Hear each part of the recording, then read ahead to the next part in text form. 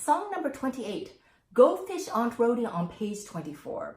We are now going to utilize all the notes we learned so far on the E string. That would be the open E, first finger on the E string on your tape, which is the F sharp. It's the high one. Followed by the high 2, G sharp, E, F sharp, G sharp. All right, let's get started on this piece. After 4 beats, please.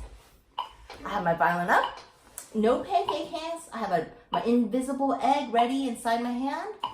Get my bow hole ready, and I have my first finger down, my F sharp, and my second finger, high 2, ready on the E string. My bow is at the frog and on the E string. Here we go. 1, 2, 3, 4.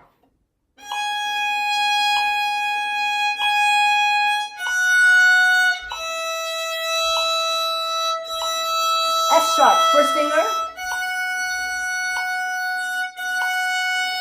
Second. 1, 0.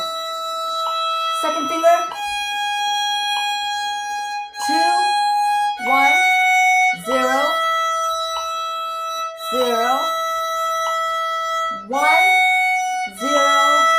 1, 2, 0.